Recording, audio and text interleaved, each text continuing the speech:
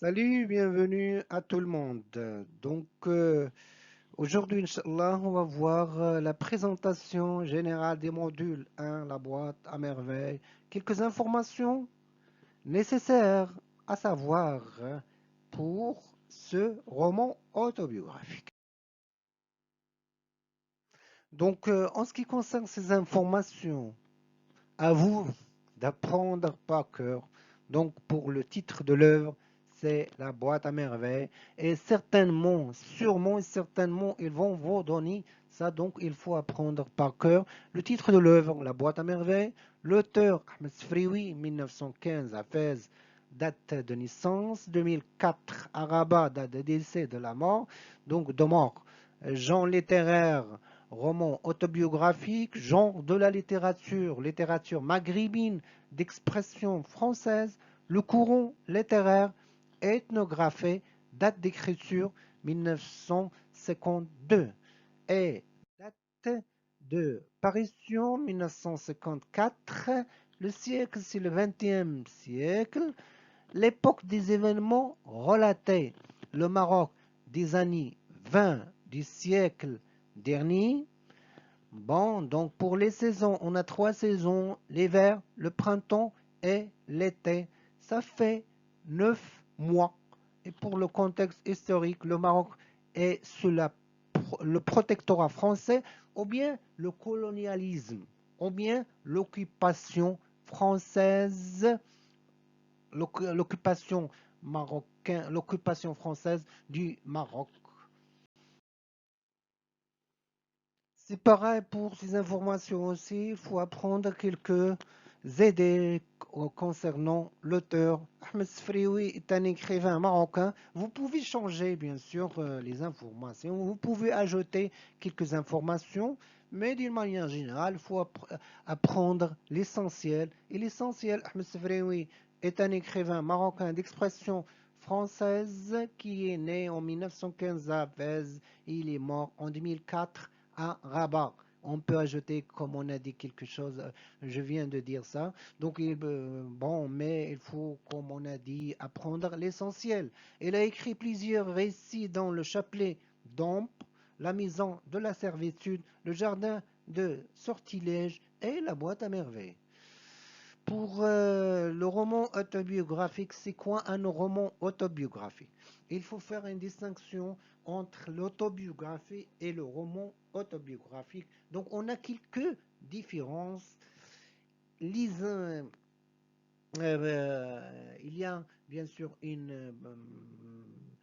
un désaccord à ce propos-là. Les uns disent que c'est pareil l'autobiographie et le roman autobiographique. Les autres disent non.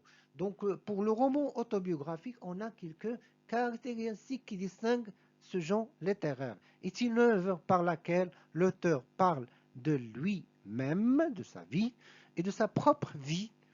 Elle se caractérise par l'emploi des pronoms personnels je, mais à ce niveau-là, il faut dire, bien sûr, qu'il y a quelques auteurs, quelques écrivains qui ont employé il ou bien elle, comme le cas de Tahsin Lijour. Tahsin fil ayam استعمل il, عوض je.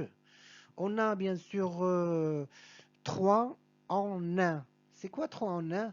L'auteur, c'est lui le personnage principal et c'est lui le narrateur. Donc ça c'est normal bien sûr. Mais on a dit que le roman autobiographique, on a quelques changements, comme le cas de la boîte à merveilles. L'auteur c'est Ahmed, le personnage principal Sidi Mohamed et le narrateur Sidi Mohamed. Ce qui distingue le roman autobiographique comme le cas de la boîte à merveilles, comme on a dit, l'auteur s'appelle Ahmed, dans le roman il s'appelle Sidi Mohamed, son père est un tisserand, est un tisserand dans le roman. Mais en réalité, le père d'Ahmed Sfrioui, ce n'est pas un tisserand, il était un meunier. Donc il y a quelques changements bien sûr, ou bien un changement de quelques informations. Donc on a dit que le roman appartient à la littérature maghrébine d'expression française. C'est quoi cette littérature maghrébine d'expression française? C'est une littérature régionales produites en langue française par des auteurs d'origine soit marocaine, soit algérienne, soit tunisienne, comme Tahar Ben Jelloun, Drish Khaybe, Mohamed Dib, Mohamed Khairdine. Il y en a beaucoup d'auteurs.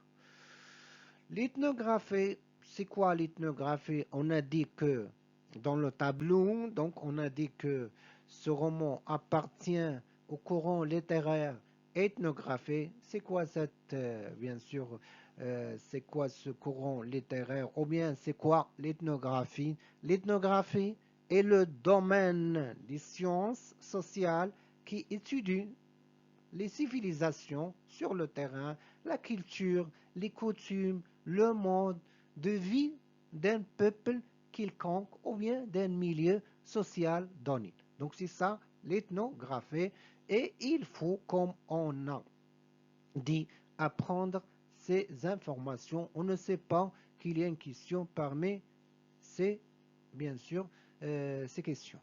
Bon, donc pour le résumé général des romans, d'une manière générale, dans la boîte à merveilles, le narrateur nous raconte. Qu'est-ce qu'il nous raconte? Il nous raconte des souvenirs d'enfance qui reflètent la vie socio-économique et socio-culturelle de la société. Ça veut dire la société marocaine aux années 20, le début des années 20. Autrement dit, un témoignage de l'auteur, un témoignage شاهد عصر شاهد على المرحلة. Donc un témoignage de l'auteur sur son époque. En effet, c'est un tableau et carte postale de pratiques, les pratiques aux années 20 dans la société marocaine.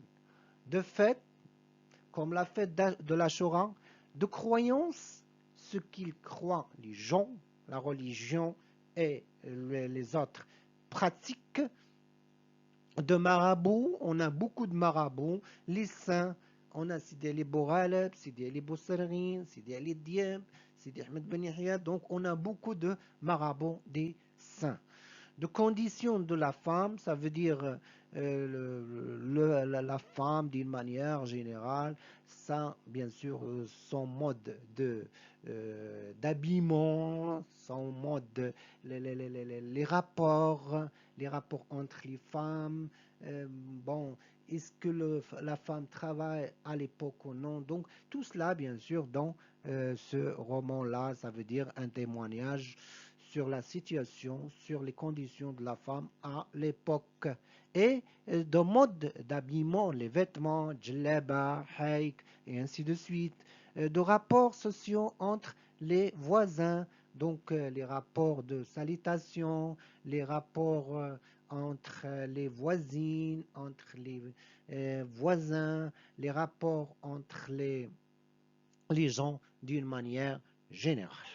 Donc, ça c'est bien sûr en ce qui concerne le résumé général de la boîte à merveilles. Donc, Inch'Allah, on va voir chapitre par chapitre les événements principaux et bien sûr ce qui caractérise chaque chapitre.